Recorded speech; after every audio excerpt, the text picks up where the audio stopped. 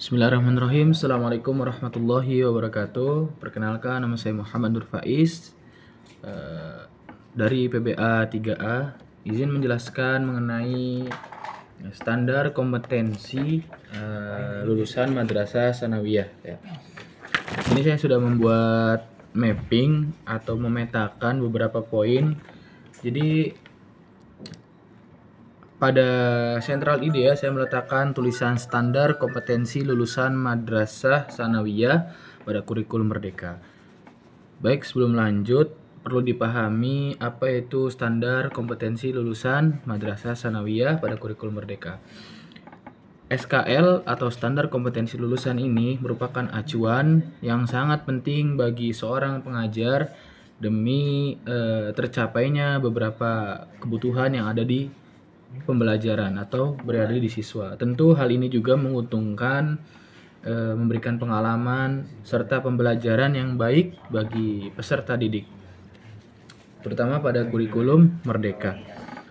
Baik, pada poin pertama saya menaruh kompetensi ya. Kemudian dalam kompetensi saya membagi lagi dengan dua poin. Yang pertama adalah difokuskan. Kompetensi difokuskan yang pertama adalah untuk meningkatkan masyarakat, menjadikan peserta didik menjadi anggota masyarakat yang beriman dan bertakwa kepada Allah Subhanahu wa taala serta memiliki akhlak yang mulia. Kemudian pada poin yang kedua, di sini saya membagi penanaman karakter. Penanaman karakter yakni sesuai dengan nilai-nilai Pancasila. Tentu dalam contohnya misalnya bisa saling menghargai, kemudian bertoleransi antar agama, tidak memandang suku, ras, ataupun budaya. Kemudian pada poin yang ketiga yaitu adalah penumbuhan kompetensi literasi bagi si peserta didik. Ya.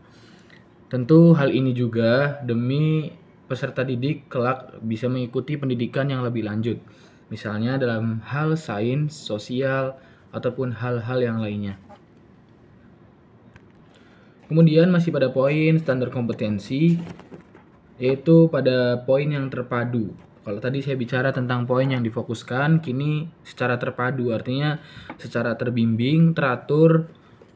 Yaitu yang pertama, mencintai Allah Subhanahu wa taala yang Maha Esa serta memahami keberadaan Tuhan dalam kehidupan sehari-hari, menjalankan perintah-perintah agama, kemudian melaksanakan ibadah serta menyayangi dirinya dan pentingnya keseimbangan antara jasmani dan rohani. Bisa menjaga alam, kemudian serta memahami kewajiban serta hak sebagai warga negara Indonesia. Pada poin yang kedua, yaitu mengekspresikan dan bangga terhadap identitas diri dan budayanya, menghargai keragaman yang ada di masyarakat Indonesia dan juga dari banyaknya budaya-budaya yang ada di Indonesia. Serta jelas tentu menolak adanya diskriminasi pada setiap budaya ataupun keberagaman yang ada di Indonesia. Poin yang ketiga yaitu membiasakan perilaku dan peduli dan berbagi. Peduli dalam hal ini artinya saling menghargai, peduli dengan keberagaman yang ada di masyarakat.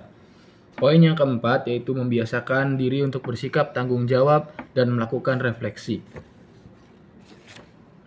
Serta mampu merancang strategi-strategi dan pengembangan diri, serta mampu beradaptasi dan menjaga komitmen untuk meraih tujuan. Pada poin yang kelima, saya menuliskan di sini untuk kemampuan menyampaikan gagasan serta membuat tindakan atau karya kreatif sesuai dengan kapasitasnya masing-masing. Kemudian yang keenam, di sini secara terpadu menunjukkan kemampuan mengidentifikasi, kemudian menganalisa serta menyerap informasi serta si pelajar ini mampu menghadapi masalah yang ada gitu. Jadi dia bisa berpikir secara kritis, kemudian mencari alternatif solusi yang tepat. Kemudian pada poin yang ketujuh, di sini saya menuliskan tentang menunjukkan kemampuan dan kegemaran berliterasi serta menginterpretasi. Sehingga kelak mampu menyampaikan tanggapan atas setiap informasi yang diberikan, kemudian menghasilkan teks yang sederhana, juga mampu menuliskan pengalaman dan pemikiran dengan konsep yang lebih sederhana. Baik, selanjutnya di sini masih poin tentang terpadu ya. Di sini menunjukkan kemampuan numerasi dalam bernalar menggunakan konsep, prosedur, fakta, dan alat matematika untuk menyelesaikan masalah seperti berkaitan dengan dirinya sendiri, kemudian dengan lingkungan terdekat dan masyarakat yang ada di sekitar. Kemudian poin yang ke-9, di sini saya menuliskan mampu bersikap akhlakul karimah. Bersikap baik, bersikap akhlakul karimah dan bergaul dalam kehidupan sehari-hari, tentu bukan hanya dalam bidang nyata ya, dalam bidang sosial, digital, mampu melakukan atau mempunyai sikap yang baik, yaitu sesuai pemahaman dari Al-Quran dan As-Sunnah. Selanjutnya, yang poin yang terakhir, mampu membaca Al-Quran dengan baik dan benar sebagai kompetensi khas siswa di madrasah. Jadi batas minimal bagi seorang siswa di madrasah itu dia mampu membaca Al-Quran yang baik dan benar. Baik, kita akan masuk pada poin yang kedua, yaitu standar isi bahasa Arab di MTS. Yang pertama, tentu standar isi ini merupakan kriteria minimal yang mencakup ruang lingkup materi untuk mencapai sebuah SKL atau standar kompetensi lulusan. Nah, standar isi dari bahasa Arab di sanawiyah ini harus bersifat dinamis, artinya disesuaikan dengan perkembangan zaman dan tantangan-tantangan yang ada di masyarakat pada saat sekarang. Juga seorang pendidik mampu memperhatikan ragam karakteristik individu pada peserta maupun lingkungan sosial. Misalnya, pada seorang peserta didik yang mempunyai disabilitas, penyandang disabilitas, atau pada masyarakat terpencil. Tentu kita tidak bisa menerapkan pembelajaran secara digital karena terbatasnya ruang lingkup daripada mungkin jangkauan internet dan kurangnya pemahaman tentang teknologi. Makanya tadi untuk standar isi ini ruang lingkupnya itu harus dinamis, menyesuaikan perkembangan zaman atau ragam karakteristik yang berbeda-beda pada masyarakat. Nah, selanjutnya ada pengembangan ya. Setelah kita tadi bahas ruang lingkup yang harus dinamis, sini ada pengembangan standar isi dari bahasa Arab di madrasah sanawiyah. Nah, poin yang pertama yaitu persiapan pada peserta didik agar memiliki sikap perilaku akhlakul karimah dan moderat sebagai bentuk manifestasi agama dalam kehidupannya sehari-hari. Pada poin yang kedua yaitu penumbuhan atau memahami nilai-nilai Al-Quran dan hadis sebagai pedoman dan pengamalan agama yang disadarkan pada ulama yang soleh. Jadi agar ketika si peserta didik ini atau standar isi melakukan sebuah pengamalan tidak hanya berdasarkan dengan yang dia ketahui, tentu harus bersandarkan dengan nilai-nilai yang ada di Al-Quran ataupun hadis.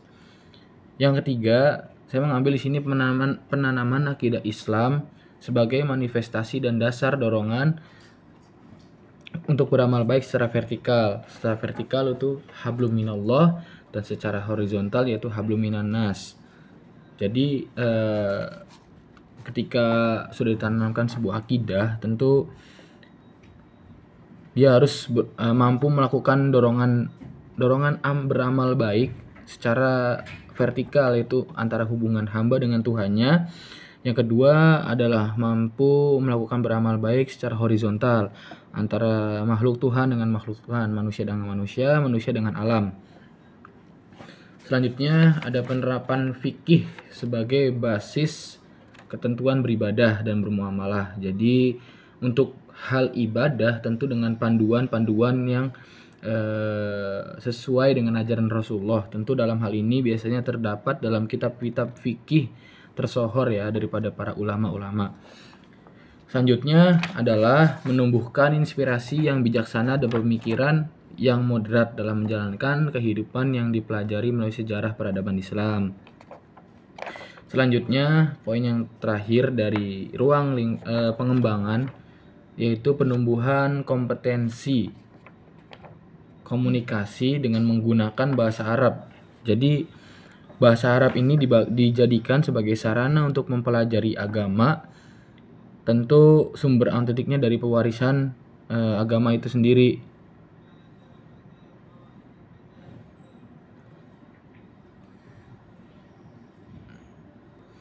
Nah, selanjutnya saya akan berbicara tentang ruang lingkup tadi ya, yang secara dinamis itu. Ini kita berbicara sesuai dengan mata pelajaran. Tentu dalam hal ini pada bidang mata pelajaran bahasa Arab. Pada lingkup sanawiyah, yang pertama ada Al-Quran hadis. Oh ya, maaf, ada kesalahan. Di sini ruang lingkup untuk bahasa Arab pada madrasah sanawiyah. Yang pertama adalah komunikasi dalam bahasa Arab. Tentu baik secara lisan maupun tulisan, yang mencakup 4 kecakapan yang seperti kita ketahui, yaitu kemampuan menyimak atau maharatul istima ya. Kemudian kemampuan untuk berbicara atau maharatul kalam, kemampuan membaca atau maharatul qiraah, yang kemudian terakhir ada kemampuan menulis atau maharatul kitabah. Untuk mempersiapkan peserta didik memiliki kemampuan menggunakan bahasa Arab untuk mendalami agama serta berkomunikasi sehari-hari dengan lingkungannya, baik dalam lingkup keluarga, sosial, ataupun lingkungan sekitar. Yang kedua, dalam ruang lingkup bahasa Arab MTS ini ada unsur kebahasaan atau bunyi. Merupakan wacana lisan juga tulisan berbentuk paparan atau dialog sederhana, misalnya hiwar, yang mampu membimbing dirinya untuk berbicara bahasa Arab. Nah, selanjutnya ada fungsi sosial.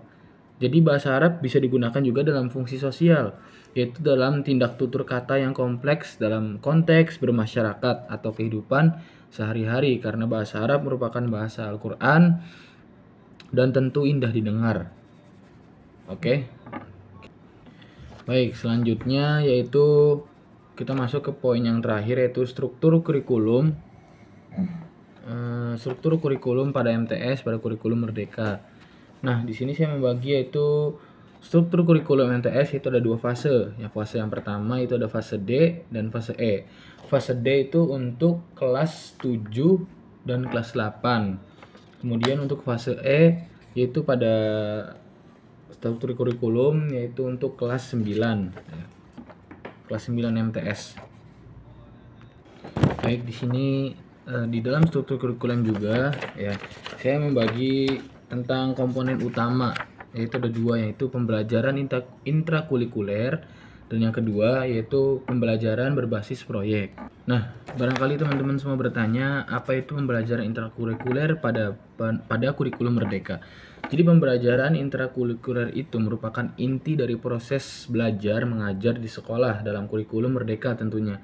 Konsep ini mengalami beberapa perubahan yang signifikan untuk menciptakan pembelajaran yang lebih efektif dan berpusat pada peserta didik. Nah, untuk lebih jelasnya, intrakurikuler itu adalah kegiatan belajar mengajar yang dilaksanakan di dalam kelas sesuai jadwal yang telah ditetapkan. Materi yang diajarkan juga mencakup seluruh mata pelajaran yang tercantum dalam kurikulum Merdeka, seperti matematika, bahasa Arab, IPA, dan lain sebagainya. Nah, tadi ya, berarti intinya untuk intrakurikuler itu belajar mengajarnya di dalam kelas, yang mana mencakup mata pelajaran yang sudah ditentukan pada kurikulum Merdeka. Nah, tentu dalam hal ini tentu seorang guru harus melakukan pembelajaran yang fleksibilitas. Apa itu pembelajaran yang fleksibilitas? Yaitu guru memiliki keleluasan untuk menyesuaikan materi pembelajaran dengan kondisi dan karakteristik peserta didik di kelasnya. Nah, tadi sudah saya bahas mengenai di standar isi bahasa Arab ya, ruang lingkupnya harus dinamis dengan memahami perkembangan zaman serta ragam karakteristik yang ada di masyarakat. Tentu misalnya seperti penyandang disabilitas, pembelajarannya harus seperti apa. Kemudian jika pada daerah terpencil, pembelajaran bahasa Arabnya itu harus seperti apa. Nah, selanjutnya komponen utama yang kedua yaitu pembelajaran berbasis proyek. Nah, tadi kalau di pembelajaran intrakurikuler itu memberikan sebuah panduan yang mana pembelajaran ini dibebaskannya oleh guru, maksudnya tuh guru yang mengatur menyesuaikan bagaimana kurikulum atau pembelajaran yang diberikan oleh setiap siswanya sesuai dengan kebutuhan. Nah, kalau pembelajaran berbasis proyek ini lebih kepada memberikan ruang kepada siswanya untuk berdiskusi ataupun membuat sebuah karya-karya tertentu, sehingga menghasilkan sebuah siswa ini mampu memiliki pemikiran yang kritis, aktif, serta juga kreatif ya. Nah, dalam hal ini misalnya di SD itu membuat taman mini yang menyajikan berbagai macam tumbuhan di lingkungan sekitar. Mungkin untuk tingkatan MTS atau SMP mendesain aplikasi sederhana untuk membantu teman sebaya mengatasi masalah sehari-hari. Nah, untuk yang SMA mungkin melakukan penelitian tentang dampak perubahan iklim yang terjadi di lingkungan sekitar. Nah, jadi kalau pembelajaran berbasis proyek ini seorang guru memberikan sebuah kebebasan kepada muridnya untuk berkembang secara aktif juga kreatif. Nah, di sini juga terdapat alokasi waktu ya. Mungkin di sini saya belum terlalu paham mengenai alokasi waktu. Nah, jadi untuk alokasi waktu ini dalam setahun itu bahasa Arab di tingkat MTS ya, itu sekitar 108 jam pelajaran pada setiap tahunnya. Kemudian dalam setiap pekan itu harus ada 3 kali pertemuan dalam setiap pekan, yang mana setiap satu pertemuannya itu adalah 1,5 jam.